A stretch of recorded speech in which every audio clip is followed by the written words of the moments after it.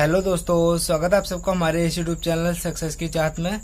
दोस्तों, हम जो दो सब्जेक्ट को शुरू कर चुके हैं, इंडियन हिस्ट्री और इंडियन इकोनॉमिक्स। तो दोस्तों, मैं सोच रहा हूं कि आपको जो एक एक जो पार्ट है वो मैं आपको इंडियन पॉलिटी का भी प्रोवाइड करूं, ताकि जो आपकी तैयारी है वो मतलब लगातार साथ साथ चलती रहे हर एक सब्जेक्ट की। ठीक है, पहले जो मैंने फोकस किया था वो आपको दो सब्जेक्ट पर किया था, हिस्ट्री और इकोनॉमिक्स। लेकिन जो मैंने कुछ सोचा है दोस्तों, मैंने कुछ नया सोचा आपके लिए कि आपको जो है मैं पॉलिटी की भी क्लासेस प्रोवाइड करवाऊंगा, ताकि जो आप अपनी तैयारी है वो बिल्कुल साथ साथ करते रहें। और ये जो लॉकडाउन का समय है दोस्तों, यही हमारे पास बहुत ही ज्यादा बेहतरीन समय है, क्योंकि इस समय कुछ नहीं पता कि मतलब कब स्कूल और कॉलेज खुलेंगे। ठीक है, आपको वैसे कि स्कूल और कॉलेज से कुछ नहीं लेने देना दोस्तों, क्योंकि आप जो है गवर्नमेंट एग्जाम की तैयारी कर रहे हो। और अगर आप किसी भी एग्जाम की तैयारी कर रहे हो तो आपको जो है आपका जो लक्ष्य है वो बिल्कुल आपके सारे सब्जेक्टों पर होना चाहिए कि हमें कितनी जल्दी कौन सा सब्जेक्ट कवर करना है। तो दोस्तों, यही मेरा लक्ष्य है कि मैं आपको जो है सभी सब्जेक्ट बहुत ही ज्यादा डिटेल से पढ़ाऊं, और जो है जल्दी से जल्दी आपको जो है सब्जेक्ट है उनको मतलब पढ़ाकर खत्म करूं, और जो आपकी जिससे आपकी तैयारी है वो और भी ज्यादा बेहतर हो सके। और दोस्तों, मेरा जो ज्यादा फोकस रहेगा वो सब्जेक्ट खत्म करने पर नहीं रहेगा। ठीक है, क्योंकि मेरा जो फोकस रहेगा वो आपको सिर्फ समझाने पर रहेगा, और मेरा जो मतलब पढ़ाया हुआ आपके समझ में कितना आता है आपको वो ध्यान रखना है। ठीक है, हमें कोई सिलेबस खत्म नहीं करना है कि हमने जल्दी जल्दी मतलब पढ़ाकर सिलेबस खत्म कर दिए, ऐसा हमें नहीं करना। हमें बहुत ज्यादा डिटेल से पढ़ना है हर एक टॉपिक को, क्योंकि एग्जाम में कहीं से भी क्वेश्चन जो है पुट कर सकता है। ठीक है, तो आज से जो हमें वो इंडियन पॉलिटी को स्टार्ट करने जा रहे हैं, तो मैं सबसे पहले सोचा कि आपको जो भारतीय संविधान है उसकी जो परिभाषा है, जो प्रस्तावना है, जो अनुच्छेद है, तो मैंने सोचा कि उनको शुरू करने से पहले आपको जो एक भूमिका है, जो मतलब मैंने हर एक सब्जेक्ट की भूमिका पहले दी है आपको, इकोनॉमिक्स में मैंने आपको भूमिका दी है, तो पहले मैं सोचा हूँ कि मैं आपको जो है पॉलिटी में भी एक भूमिका के रूप में तैयार करूँ। पहला जो पार्ट हमारा, पहली जो वीडियो आएगी वो सिर्फ मतलब भूमिका के रूप में तैयार की हुई है आज की। ठीक है, और इसके बाद जो है वो हम अनुच्छेदों और जो है प्रस्तावना की तरफ बढ़ेंगे, और हम जो है मतलब लाइन से, हम जो है मतलब सीक्वेंस से पॉलिटी को स्टार्ट करेंगे और उसे बहुत ही ज्यादा बेहतरीन तरीके से समझेंगे। तो चलिए दोस्तों, आज का जो टॉपिक है, आज का टॉपिक शुरू करते हैं। दोस्तों, मैंने जो आज का जो टॉपिक लिया है सबसे पहले भूमिका के रूप में पॉलिटी के लिए, वो लिया है फंडामेंटल राइट्स, यानी मूल अधिकार।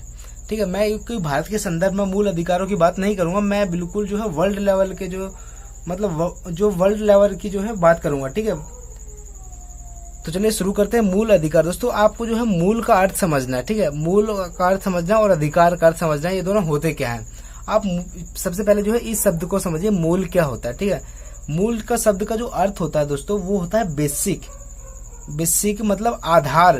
ठीक है, जिस पर आप किसी भी चीज की आपकी नींव टिकी हो उस पर। जैसे आप कोई बिल्डिंग बनाते हैं दोस्तों, तो उसमें जो है आप नींव जरूर भरते हैं उसकी, जिसे भरत भी कहते हैं, उसकी नींव जरूर भरते हैं, क्योंकि अगर आपकी नींव मजबूत होगी तो आपका मकान जो है उतने ही अधिक साल तक चलेगा। ठीक है, तो मतलब मूल चीज आपकी क्या है, आपके जीवन जीने के लिए जो है मूल चीज क्या है।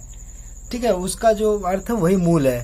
ठीक है, इसमें देखिए क्या कह रहा है, एक ऐसी चीज जो किसी भी व्यक्ति के जीवन के लिए बहुत ही ज्यादा महत्वपूर्ण हो।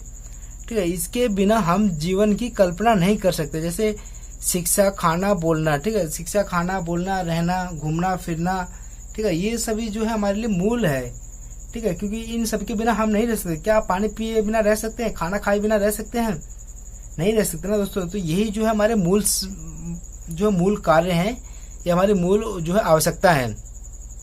ठीक है, अब जो दोस्तों है अधिकार का अर्थ समझते हैं कि अधिकार क्या है, फिर इन दोनों को साथ में समझेंगे। ठीक है, अधिकार का अर्थ है दोस्तों, जब हम किसी व्यक्ति को कुछ देते हैं, ठीक है, और जब हम उससे वह चीज वापस लेते हैं तो वह हमारा अधिकार कहलाता है। अब सपोज करिए कि मैंने आपको 1000 रुपए दिए। ठीक है, जब मैंने आपको 1000 रुपए दिए तो भाई वो 1000 रुपए आपसे लेना भी मेरा अधिकार है, क्योंकि मैंने आपको पैसे दिए हैं। समझे आप? क्योंकि मैंने आपको पैसे दिए हैं तो वो जो पैसे लेना है वो मेरा अधिकार है। मैं आपसे किसी ना किसी तरीके से वो पैसे जरूर हासिल करूं, वो मेरा अधिकार है। तो इसमें यही कह रहा है कि जब आप किसी को कुछ चीज देते हैं और बदले में आप उस चीज को वापस लेते हैं, तो वही जो है अधिकार कहलाता है। दोस्तों, अब जो ये अधिकार है, ये मतलब जो है, ये जो कॉन्स्टिट्यूशन के संदर्भ में हम देखते हैं, अधिकार ये है कि दोस्तों मतलब जो व्यक्ति है उन्होंने जो अपनी सारी शक्ति है, ठीक है, वो मतलब सरकार को सौंप दी है। समझे आप? कि मतलब व्यक्ति ने जो अपने सारे क्रियाकलाप है वो सरकार को सौंप दिए हैं। बदले में सरकार ने उन व्यक्तियों को मौलिक अधिकार प्रोवाइड किए हैं, उनको मूल अधिकार दिए हैं। मैंने आपको बताया ना अभी कि मतलब पहले हम किसी को कुछ देते हैं और बदले में वही चीज उससे वापस लेते हैं या उसके रूप में कुछ वापस लेते हैं, तो वो हमारा अधिकार कहलाता है। ठीक है, अब जैसे मैंने आपको एग्जांपल दिया था कि मैंने आपको 1000 रुपए दिए और बदले में 1000 रुपए लेना मेरा अधिकार है। ठीक है, लेकिन अगर आप 1000 रुपए नहीं देना चाहते और या फिर मुझे 1000 रुपए नहीं लेना है आपसे और इनमें हम दोनों की सहमति है, जैसे कि आप 1000 रुपए ये तो वापस दे रहे हैं, ठीक है, तो आपके पास 1000 रुपए नहीं है, तो मैंने भी सोचा कि चलो मैं आपसे 1000 रुपए नहीं लेता हूँ, उसके बदले में मैं आपसे कुछ सामान ले लेता हूँ जो आपके पास सामान है। ठीक है, तो मैंने आपसे वो सामान ले लिया, तो मतलब वो भी मेरा अधिकार हुआ। मतलब कि कुछ भी लेना, मतलब उतने रुपए का आपसे सामान लेना मेरा एक अधिकार है। ठीक है, तो इसी तरीके से जो मतलब व्यक्ति है, इन्होंने अपनी सारी शक्ति को राज्य के संदर्भ में सौंप दिया, राज्य को सौंप दिया कि भाई आप ही जो है इसके नियम कानून तय करो। ठीक है, बदले में राज्य ने उसे जो है मौलिक अधिकार दिए, मूल अधिकार दिए। ठीक है, तो इसी को कहते हैं कि जब हम किसी को कुछ देते हैं बदले में उससे कुछ वापस लेते हैं तो वही अधिकार कहलाता है, और यही जो है मूल अधिकार कहलाते हैं। मूल अधिकार, आप इन दोनों के साथ में अर्थ समझिए। मूल अधिकार मतलब ऐसी चीजें, ऐसे अधिकार जो व्यक्ति की जीवन जीने के लिए बहुत ही ज्यादा आवश्यक हो। समझे आप? ठीक है, अब देखते हैं दोस्तों आगे क्या है। एग्जाम्पल के तौर पर हम समझ सकते हैं किसी भी राज्य के जो है 4 तत्व होते हैं। ठीक है, यहाँ पर दोस्तों जो राज्य है वो मतलब स्टेट से नहीं, यहाँ पर राज्य का जो अर्थ है वो है देश से। किसी भी जो देश है उसके 4 तत्व होते हैं। सबसे पहला की होता है जनसंख्या, की उस देश में जो रहने वाले लोग हैं वो कितने हैं। ठीक है, फिर दूसरा जो होता है उसकी क्षेत्रफल की, मतलब जो व्यक्ति रह रहे हैं उस देश में, उस जो देश है उस व्यक्ति की सीमाएं क्या हैं। ठीक है, किस क्षेत्र तक उस जो देश है उस देश की सीमाएं लगी हुई हैं। और जो तीसरा जो तत्व है वो है संप्रभुता, उस देश की जो अखंडता। ठीक है, और जो चौथा तत्व है वो है सरकार। ठीक, और ये सरकार दोस्तों व्यक्ति खुद चुनता है, वैसे ये डिपेंड करता है कि वहां पर जो है कौन सी शासन प्रणाली लागू की गई है। ठीक है, जब व्यक्ति सामाजिक समझौते के द्वारा अपनी सारी शक्ति या पूरा जीवन राज्य के हाथ में सौंप दिया, बदले में राज्य ने व्यक्ति को आगे बढ़ाया और व्यक्तियों को कुछ अधिकार भी दिए। दोस्तों मैंने बताया कि जो मतलब व्यक्ति है इन्होंने अपनी सारी शक्ति को राज्य के हाथ में सौंप दिया, बदले में जो राज्य है इन्होंने व्यक्ति के लिए काम किया, व्यक्तियों के लिए नई नई जो है योजनाएं लेकर आई, उनके जो है विकास किया उनका, और बदले में उन व्यक्तियों को कुछ अधिकार भी प्रोवाइड किए, और ये अधिकार ही मूल अधिकार कहलाते हैं। ठीक है दोस्तों, अब तो आप समझ गए होंगे मूल अधिकार का कॉन्सेप्ट क्या है। अब ये मूल अधिकार का जो इतिहास है इसके बारे में भी चर्चा करेंगे कि इसका इतिहास कहाँ तक है। अधिकारों को अक्सर एक सभ्य समाज की नींव माना जाता है जो सभ्यता को बढ़ाने के लिए आवश्यक हो, अतः वे समाज और संस्कृति की आधारशिला रखते हैं। दोस्तों अधिकार जो है वो एक अक्सर जो है सभ्य समाज की नींव रखता है, क्योंकि समाज में व्यक्तियों को कैसे रहना है, क्या कार्य करना है, क्या उनके अधिकार हैं, क्या उनके कर्तव्य हैं, ये जो है समाज को बहुत ही ज्यादा आगे पहुंचाता है। ठीक है, अगर जो समाज है उसको मतलब उसके सभी व्यक्तियों को अपने अधिकार पता होंगे, अपने कर्तव्य पता होंगे, तो वो समाज है वो बहुत ही ज्यादा ऊपर जाएगा। ठीक है, ऊपर जाने का दोस्तों अर्थ है बहुत ही ज्यादा वो तरक्की करेगा। अब दोस्तों मूल अधिकार देखते हैं ये कितने प्रकार के होते हैं, या फिर मतलब देखते हैं अधिकार ही कितने प्रकार के होते हैं। मैंने आपका जो टॉपिक शुरू किया था वो किया था मूल अधिकारों से, लेकिन ये भी एक अधिकारों का प्रकार है। ठीक है, तो जो टोटली मतलब अधिकार होते हैं वो कितने प्रकार के होते हैं और कौन कौन से अधिकार होते हैं उन्हें देखते हैं। सबसे पहला जो अधिकार है प्राकृतिक अधिकार।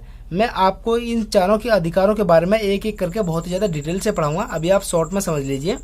जो अधिकारों के प्रकार हैं, जो सबसे पहला प्रकार है वो है प्राकृतिक अधिकार, दूसरा है मानव अधिकार, तीसरा है कानूनी अधिकार और चौथा है मूल अधिकार। ठीक है, इसके बारे में हमने पढ़ा, लेकिन अभी मैं इन चारों के बारे में आपको बहुत ही ज्यादा डिटेल से पढ़ाऊंगा।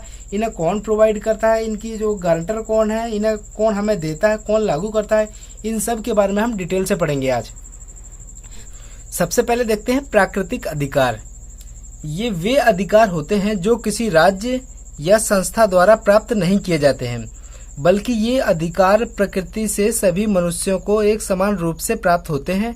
जब व्यक्ति पृथ्वी पर आया तो उसको प्रकृति ने कुछ अधिकार दिया। अब दोस्तों मैं आपको ये समझाता हूँ कि ये अधिकार होते क्या हैं। जैसे ही आपने जन्म लिया, मान के चलिए जैसे ही आपने जन्म लिया, वैसे मतलब सांस लेने का अधिकार तो आपका प्राकृतिक है, उसको तो कोई भी सरकार, कोई भी संस्था, कोई भी व्यक्ति या कोई भी हो दुनिया में आपको तो रोक नहीं सकता है ना। जो मतलब सांस लेने का अधिकार है वो आपसे तो कोई रोक नहीं सकता है, नहीं आपसे जीवन जीने का अधिकार कोई छीन सकता है। तो ये सभी अधिकार हैं, ये प्राकृतिक अधिकार हैं, और ये जो है ये प्रकृति ने मनुष्यों को प्रोवाइड किए हैं। और ये जो है पृथ्वी पर जितने भी लोग हैं या जितने भी मनुष्य हैं उन सभी को एक समान रूप से प्राप्त है। मतलब इन अधिकारों पर कोई भी भेदभाव नहीं है। मतलब जैसे अन्य अधिकार होते हैं, जैसे गरीबों को प्राप्त होता है, अमीरों को नहीं, या फिर मतलब उच्च तबके के लोगों को प्राप्त होते हैं, निम्न तबके के लोगों को नहीं, या फिर किसी को प्राप्त होते हैं, किसी को नहीं प्राप्त होते हैं। लेकिन ये एक ऐसे अधिकार है दोस्तों कि मतलब पृथ्वी पर वर्ल्ड में जितने भी व्यक्ति हैं उन सभी को प्राकृतिक अधिकार एक समान रूप से प्राप्त है, चाहे वो कितने से बड़ी से बड़ा जो है व्यक्ति है और चाहे वो जितने से छोटा व्यक्ति है। ठीक है, इन अधिकारों की कुछ विशेषता है दोस्तों, इन्हें देख लेते हैं। इन अधिकारों का कोई गारंटर नहीं होता, अर्थात ये अधिकार लिखित रूप में नहीं होते। दोस्तों जब आप जैसे कि मतलब आपने जन्म लिया तो मैंने बताया कि जो है सांस लेने का अधिकार, जीवन जीने का अधिकार, तो मतलब वो कहीं भी लिखा नहीं है कि मतलब आपको सांस लेने का अधिकार है। ये क्या प्रकृति ने आपको लिख कर दिया है? नहीं लिख कर दिया है। तो इसलिए इसका जो गारंटर है वो कोई नहीं है, या फिर आप इसके गारंटर को तौर पर प्रकृति को समझ सकते हैं कि इसका गारंटर प्रकृति है। ये अहस्तांतरणीय होते हैं, मतलब आप इन अधिकारों को किसी को मतलब सौंप नहीं सकते हैं आप। ठीक है, आप जैसे आपका जो सांस लेने का अधिकार है मैंने बताया, क्या आप अपनी सांस को किसी और को दे सकते हैं कि भाई आप मेरे बदले आप सांस ले लीजिए, आप मत लीजिए? हो सकता है ऐसा? पॉसिबल है ऐसा? तो दोस्तों ऐसा पॉसिबल नहीं है, इसीलिए ये अहस्तांतरणीय प्राकृतिक अधिकार होते हैं। इनमें जो है बदलाव नहीं किया जा सकता। ये एक ऐसे अधिकार होते हैं जिन पर बदलाव नहीं किया जा सकता किसी भी प्रकार का। ठीक है, कुछ और विशेषताएं देखते हैं इनकी। ये अधिकार मानव और पशुओं को सार्वभौमिक रूप से प्राप्त है। अब दोस्तों इनकी जो सबसे बड़ी विशेषता है वो यही है, सबसे बड़ी विशेषता यही है कि ये जो अधिकार है प्राकृतिक अधिकार, ये मानव को भी उतने ही प्राप्त हैं जितने की मनुष्यों को, मानव को भी उतने ही प्राप्त हैं जितने की मतलब पशुओं को प्राप्त है। ठीक है, तो मतलब इन दोनों को समान रूप से ये अधिकार प्राप्त है। जैसे देखने का अधिकार, सुनने का अधिकार, बोलने का अधिकार, सूंघने का अधिकार, कुछ छूने या टच करने का अधिकार, या कुछ काम करने का अधिकार है। ये सभी मतलब सभी मनुष्य और सभी जो है पशुओं को ये अधिकार प्राप्त है। और इन अधिकारों का आप जो गारंटर है वो जो है प्रकृति को आप समझ सकते हैं। दोस्तों जैसे कि हमने समझ तो लिया कि ये प्राकृतिक अधिकार हैं, ठीक है, और ये हमें जो मानव और पशुओं को दोनों को प्राप्त है। लेकिन आपने कभी सोचा कि इन अधिकारों, ये अधिकार हमारे सामने कैसे आए? किसी ने सबसे पहले इन अधिकारों को जो है सामने लेकर आया। तो दोस्तों ये जो है ये जॉन लॉक है, जो दोस्तों ये जो है हम सबके सामने लेकर आए प्राकृतिक अधिकारों को, अर्थात जॉन लॉक इन अधिकारों का प्रतिपादक है। अब दोस्तों मैं कह रहा हूँ जॉन लॉक को इस अधिकार का प्रतिपादक है, मतलब जो है प्राकृतिक अधिकार है उसका प्रतिपादक कौन है? John Locke. और आप इस पे कंफ्यूज मत हुई है कि मैंने ये अभी यहाँ पर बताया आपको कि इन अधिकारों का गारंटर कौन है। तो इन अधिकारों का जो गारंटर प्रकृति है, ठीक है, मतलब कि ये आपको गारंटी देती है कि ये अधिकार आपसे कोई नहीं छीनेगा। लेकिन इन अधिकारों को जो हमारे सामने लेकर आए, जो इनका प्रतिपादक है वो है जॉन लॉक। तो आपसे यही एक एग्जाम में क्वेश्चन पूछ सकता है आपसे कि प्राकृतिक अधिकारों का प्रतिपादक कौन है।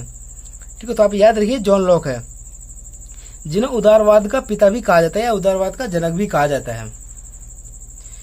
इन अधिकारों को किसी भी देश की सरकार हमसे छीन नहीं सकती। दोस्तों ये तो बिल्कुल इसकी सबसे बड़ी विशेषता है कि ये जो अधिकार है प्राकृतिक अधिकार, किसी भी देश की सरकार, कोई भी व्यक्ति, कोई भी संस्था या वर्ल्ड में कोई भी व्यक्ति आपसे इन अधिकारों को छीन नहीं सकता है।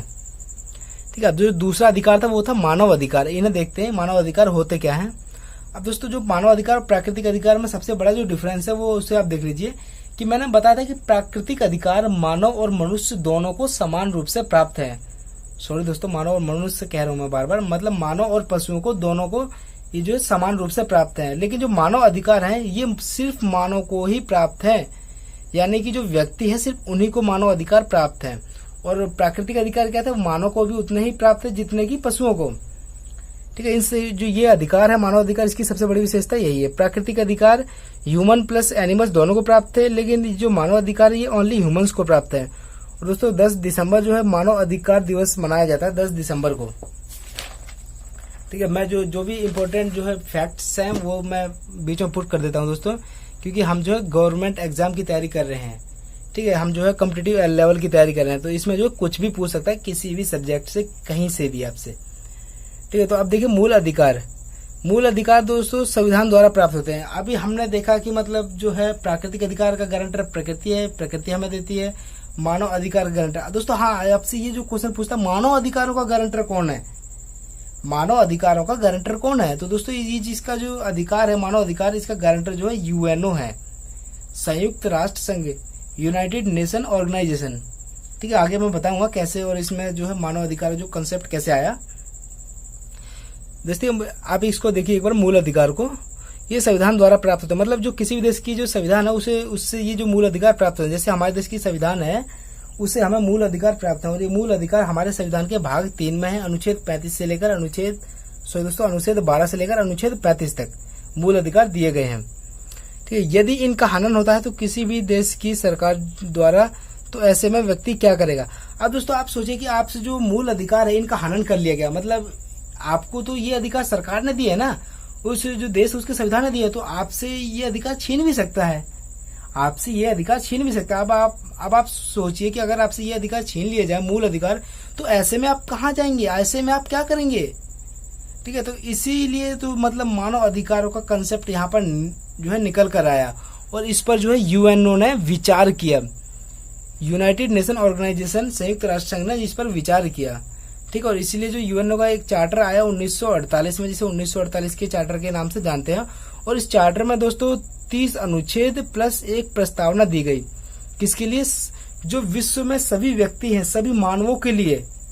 जो चार्टर है, जो 1948 का जो चार्टर आया है, तो आपसे एग्जाम में ये भी पूछता है कि जो यूएनओ का चार्टर कब आया, यूएनओ का मानव अधिकार का चार्टर कब आया, तो आपको याद रखना 1948 में। इसमें जो है 30 अनुच्छेद दिए गए और एक प्रस्तावना दी गई है, ये जो है विश्व के सभी मनुष्यों के लिए दिए गए हैं। ठीक है, मानव अधिकार यूएनओ के द्वारा विश्व के सभी मानवों को प्राप्त है। ये अधिकार देश की सरकार द्वारा प्राप्त नहीं होते, अथवा ये देश की सरकारों के विरुद्ध प्राप्त होते हैं। अब दोस्तों मैंने बताया था कि मूल अधिकार देश की सरकार प्रोवाइड करवाती है, अगर वो आपसे छीन ले तो ऐसे में आप क्या करेंगे। इसीलिए दोस्तों ऐसे में जो है यूएनओ ने सोचा और जो है मानव अधिकार का कंसेप्ट लेकर आया, और 1948 का जो है चार्टर लेकर आया। ठीक है, इसमें इसने जो है 30 अनुच्छेद और एक प्रस्तावना के बारे में बात की। तो ये आपसे यही कह रहा है कि अगर मूल अधिकार आपसे उस देश की सरकार द्वारा छीन लिए जाते हैं, तो आप जो है मानव अधिकार का प्रयोग कर सकते हैं। ठीक है, तो मतलब आपको क्या कह रहा है कि ये जो अधिकार है देश की सरकार द्वारा प्राप्त नहीं है, बल्कि मानव अधिकार देश की सरकार के विरुद्ध प्राप्त है। अगर देश की सरकार आपके जो इन अधिकारों का हनन है अगर वो होता है, तो आप यूएनओ के पास जा सकते हैं। किसके खिलाफ, अपने देश के ही खिलाफ, अपने देश की सरकार के ही खिलाफ आप जा सकते हैं।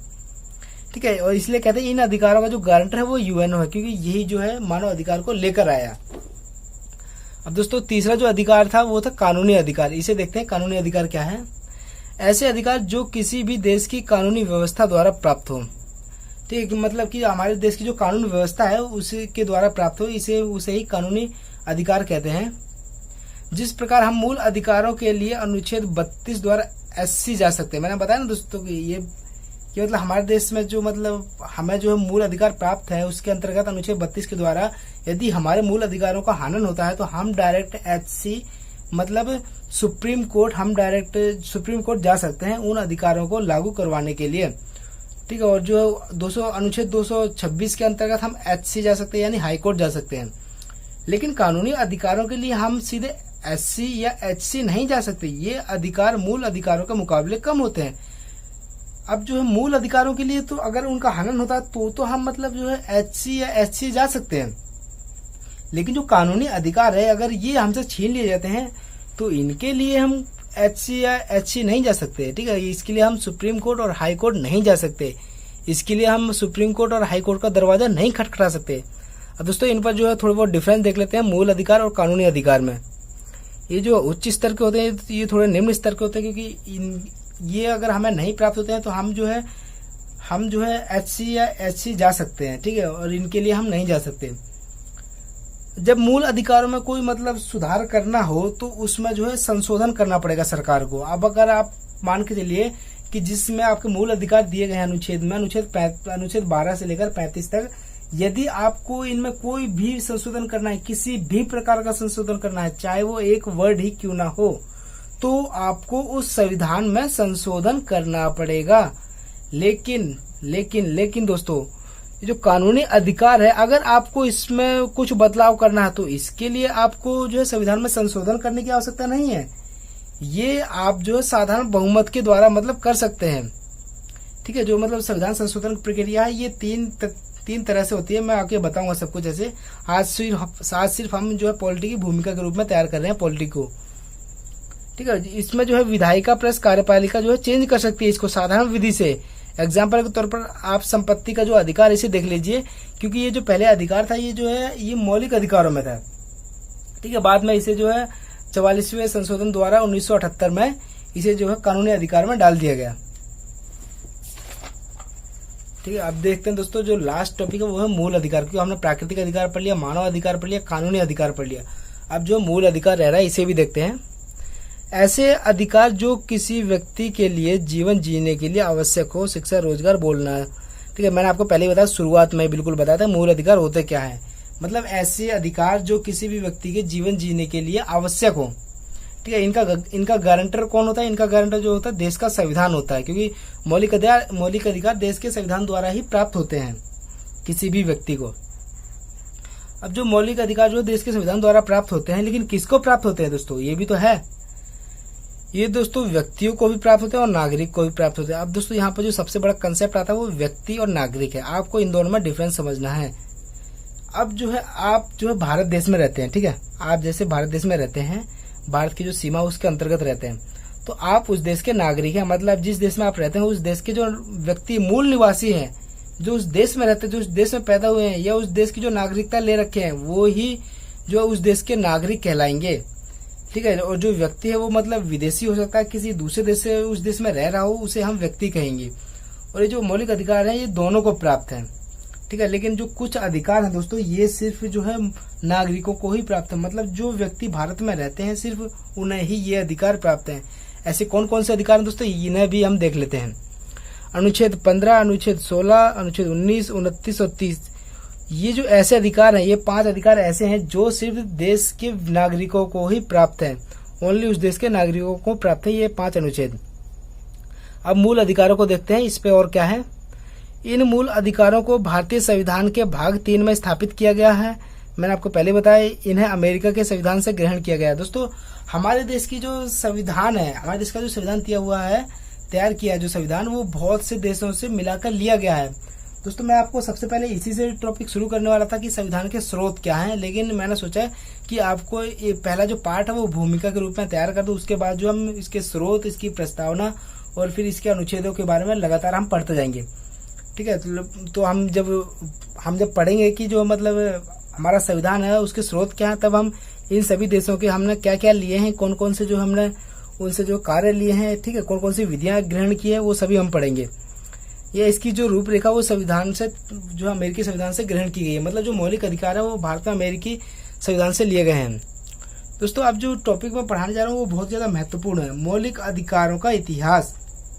अब जो हम मौलिक अधिकार पढ़ चुके हैं दोस्तों, इनका इतिहास क्या है, कहाँ से इन जो मौलिक अधिकार निकल कर सामने आए, किस व्यक्ति ने इस अधिकार को सबसे पहले प्रयोग किया, किस व्यक्ति ने जो मौलिक अधिकारों को सबसे पहले अपनी प्रजा के लिए दिया। ठीक है, तो दोस्तों इसका शुरुआत जो है ब्रिटेन में हुई। सबसे पहले 1215 में मौलिक अधिकारों की शुरुआत हो चुकी थी। कहाँ पर? ब्रिटेन में 1215 में। इस समय यहाँ के जो राजा थे वो थे किंग जॉन। ठीक है, आपको ये एक एक चीज याद रखनी है, सन याद रखना, कहाँ पर हुआ ये याद रखना, और उस देश का जो राजा था उसे भी याद रखना है। तो उस मतलब ब्रिटेन में हुआ था सबसे पहले मौलिक अधिकारों की शुरुआत 1215 में, और उस समय के जो राजा थे वो किंग जॉन थे। एक दिन जो है जनता, जो है ब्रिटेन की जो जनता है वो राजा के पास गई, किंग जॉन के पास गई। उन्होंने कहा, राजा से कहा कि हे राजन, आपका जो हमारे ऊपर है वो पूरा अधिकार है। मतलब आप जो कहते हैं वो हम करते हैं, और आपका जो अधिकार है वो हमारे पर पूरा अधिकार है। लेकिन क्या हमारा भी आपके ऊपर कुछ अधिकार है? वहां की जनता ने राजा से पूछा, क्या हमारा भी आपके ऊपर कुछ अधिकार है? तो दोस्तों इस पर राजा ने बहुत ही बढ़िया जवाब दिया कि आपका भी हमारे ऊपर पूरा अधिकार है। अब जो क्या अधिकार था राजा के ऊपर, व्यक्तियों का, उसकी देश की जो मतलब जो जनता है उसका क्या अधिकार था राजा के ऊपर, तो उन्हें हम देखते हैं। ठीक है, जनता ने राजा से कहा, जो आपका हमारे ऊपर पूरा अधिकार है, लेकिन हमारा आपके ऊपर क्या अधिकार है? राजा ने कहा, आपका भी हमारे ऊपर पूरा अधिकार है। और तब राजा ने जो है एक लिखित दस्तावेज दिया। किसको दिया? उस देश की जनता को, जिसे मैग्ना कार्टा कहा गया। जिसे मैग्ना कार्टा कहा गया। और दोस्तों भारतीय संविधान को जो है भाग 3 को भी मैग्ना कार्टा ही कहते हैं। ठीक है, भाग 3 मौलिक अधिकार है। मैग्ना कार्टा किंग जॉन द्वारा लोगों को प्राप्त किया गया लिखित दस्तावेज था पहला। ठीक है, और इसका जो अर्थ था वो था मूल अधिकारों का लिखित दस्तावेज, मतलब मूल अधिकार इसका लिखित दस्तावेज, ये जो है इसका अर्थ ही था मैग्ना कार्टा। मैग्ना मतलब ग्रेट, मतलब महान, कार्टा मतलब चार्टर, मतलब महान चार्टर। और लिखित दस्तावेज पूरे विश्व का पहला था दोस्तों। ये जो मतलब लिखित दस्तावेज मूल अधिकारों को प्राप्त किया गया, ये विश्व का पहला था। लेकिन लेकिन लेकिन लेकिन दोस्तों यहाँ पर जो है संविधान नहीं था। मतलब कि किसी जो राजा ना उस देश की जो जनता है उसको प्रोवाइड तो करवा दिया लिखित रूप में, लेकिन उस देश के जो है संविधान नहीं था उस देश का। ठीक है, तो मतलब संविधान में अंकित नहीं किए गए। जो सबसे पहले जो मतलब जो मौलिक अधिकारों को जो अपने संविधान में शामिल किया वो देश है अमेरिका। ठीक है, अमेरिका भी दोस्तों सबसे पहले गुलाम था, ब्रिटेन का ही गुलाम था। और 1787 से 89 तक इसे जो है आजादी प्राप्त हुई। ठीक है, जब अमेरिका को आजादी मिली तो उसी समय से ही अमेरिका ने जो अपने देशों के जो व्यक्ति हैं उनके लिए जो है मौलिक अधिकारों का जो है उनके लिए कार्य करना शुरू कर दिया था। अमेरिका ने मूल अधिकारों की जो बात करना 1787 में ही शुरू कर दिया था, लेकिन जो 1791 में अपने संविधान में मूल अधिकारों को लिखित रूप में शामिल किया। दोस्तों मैंने बताया कि 1787 में ही जो है अमेरिका जो है उसने अपने देश के लोगों के लिए मौलिक अधिकारों की जो बात करना शुरू कर दिया था। लेकिन जो 1791 में जो पूर्ण तरीके से इसे लिखित रूप में अपने संविधान में शामिल कर लिया गया, जिसे कहा गया बिल ऑफ राइट्स। ठीक है, आपको इसे भी याद रखना है कि जो संविधान में जो मौलिक अधिकारों का लिखित रूप उसे क्या कहा गया, बिल ऑफ राइट्स। अब दोस्तों फ्रांस में देखते हैं मौलिक अधिकार फ्रांस में किस तरीके से दिए गए और कब शुरुआत हुई। तो जब अमेरिका में दिए गए तो मतलब उसी के आसपास ही या फिर वही समय था फ्रांस में भी जो व्यक्तियों को है मानव एवं नागरिकों के लिए अधिकारों का घोषणा पत्र दिया गया। ठीक है, 1789 में फ्रांस की क्रांति हुई और इसमें जो लुई 16वें की हत्या कर दी गई मानव अधिकारों के विरुद्ध। अब दोस्तों मानव अधिकार जो प्राप्त तो थे पहले, मतलब फ्रांस ने प्रोवाइड तो करवा दिए मानव अधिकार, लेकिन जो उन मानव अधिकारों का खुद ही उल्लंघन कर दिया और जो मतलब मानव अधिकारों के खिलाफ ही लुई 16वें की हत्या कर दी मानव अधिकारों के विरुद्ध। ठीक है, भारत में देखते हैं मानव अधिकारों की शुरुआत कब से हुई। भारत में मौलिक अधिकार अमेरिका के संविधान से लिए गए क्योंकि सबसे पहले अमेरिका ने ही इन्हें अपने संविधान में शामिल किया। दोस्तों ये बहुत ही ज्यादा रोचक बात है कि जो भारत में मौलिक अधिकार जो लिए है वो अमेरिका से लिए है, लेकिन जो मतलब भारत ने नाम दिया है उस मौलिक अधिकार का वो दिया है ब्रिटेन का नाम दिया है। ऐसा क्यों? तो दोस्तों इसका भी हम कारण समझते हैं। ठीक है, और भारत के संविधान के भाग 3 को मैग्ना कार्टा के नाम से जाना जाता है। अब यहाँ पर जो शब्द आता है दोस्तों मैग्ना कार्टा, इसका जो अर्थ ही होता है कि मतलब इसका लिखित रूप, मतलब मौलिक अधिकारों का लिखित रूप। ठीक है, और जो हमने जो मतलब मौलिक अधिकार लिए थे वो तो लिए थे मतलब किससे, अमेरिका से, लेकिन जो हमने नाम दिया वो ब्रिटेन का दिया। ऐसा इसलिए दोस्तों यहाँ अमेरिका से लिए भारत ने मौलिक अधिकार, लेकिन नाम जो दिया वो ब्रिटेन का दिया। क्यों? इसका कारण देखिए, क्योंकि मैग्ना कार्टा का अर्थ ही होता है लिखित संविधान। तो दोस्तों जो मैग्ना कार्टा का जो अर्थ है लिखित संविधान, तो भारत का जो संविधान है वो लिखित रूप में तो है, इसीलिए उसका जो नाम है वो मैग्ना कार्टा दिया गया। ठीक है, और जो अमेरिका ने इसे सर्वप्रथम अपने संविधान में शामिल किया था मौलिक अधिकारों को, इसीलिए जो है भारत में जो है मैग्ना कार्टा का नाम दिया गया। तो समझ गया आप कि भारत ने जो मैग्ना कार्टा जो नाम है वो तो ब्रिटेन का दिया, और जो लेकिन जो मूल अधिकार लिए हैं वो अमेरिका से लिए हैं। तो ऐसा क्यों दोस्तों? क्योंकि अमेरिका ने ही सबसे पहले अपने जो संविधान है उसमें मूल अधिकार है मौलिक अधिकारों को शामिल किया था, और जो इसका लिखित अर्थ होता है मूल अधिकार का वो ही होता है मैग्ना कार्टा है। इसलिए जो भारत है उसने जो नाम दिया मौलिक अधिकारों का वो नाम तो दिया मैग्ना कार्टा, लेकिन जो मूल अधिकार है वो लिए जो है किसे, अमेरिका से। ठीक है दोस्तों, तो आपको समझ आ गया होगा। तो आज का जो टॉपिक है, आज का जो पार्ट है वो यहीं समाप्त होता है। आपको ये वीडियो कैसी लगी आप हमें कमेंट्स करके बता सकते हैं दोस्तों। अगर आपको ये वीडियो पसंद आई होगी तो आप हमारे चैनल को जो सब्सक्राइब कीजिए, वीडियो को लाइक कीजिए, कमेंट्स कीजिए एंड शेयर कीजिए। दोस्तों आज की जो क्लास है वो ओनली भूमिका के रूप में तैयार की गई है। अब जो इसके नेक्स्ट पार्ट आएंगे, यानी जो इंडियन पॉलिटी के जो नेक्स्ट पार्ट हम पढ़ेंगे उसे बिल्कुल सीक्वेंस में पढ़ेंगे। सबसे पहले हम देखेंगे इसके स्रोत क्या है, इसकी जो है प्रस्तावना क्या है, इसकी प्रस्तावना के एक एक वर्ड का मतलब समझेंगे। ठीक है, क्योंकि इसकी प्रस्तावना में ही दोस्तों इतने क्वेश्चन आपसे पूछ देता है, इतने टिपिकल क्वेश्चन आपसे पूछ देता है एग्जाम में कि आप जो है कंफ्यूज हो जाते हैं। लेकिन मैं आपको इतनी बेहतरीन तरीके से और इतनी आसान तरीके से, इतनी आसान लैंग्वेज में आपको समझाऊंगा कि आपको जो है पूरी तरीके से आपको समझ आ जाएगा दोस्तों। तो चलिए दोस्तों, आज का जो टॉपिक है वो यहीं समाप्त करते हैं। मिलते हैं नेक्स्ट वीडियो में। देखते हैं नेक्स्ट वीडियो में कौन सा टॉपिक लूँ, सबसे पहले शुरुआत कहाँ से करूँ, क्योंकि दोस्तों मैं इसमें बहुत ज़्यादा कंफ्यूज था कि मैं जो आपको इंडियन पॉलिटी जो आपको पढ़ाऊँ उसकी शुरुआत कहाँ से करूँ। ठीक है, तो मैं सबसे पहले मैंने सोचा कि आपको थोड़ी बहुत भूमिका के रूप में उसे तैयार कर दूं कि मूल अधिकार होते क्या है, इसके बारे में कुछ बता दूं। उसके बाद मैं जो अपनी पॉलिटी की जो है क्लास स्टार्ट करूं। तो चलिए दोस्तों, वीडियो देखने के लिए बहुत बहुत धन्यवाद। मिलते हैं नेक्स्ट वीडियो में।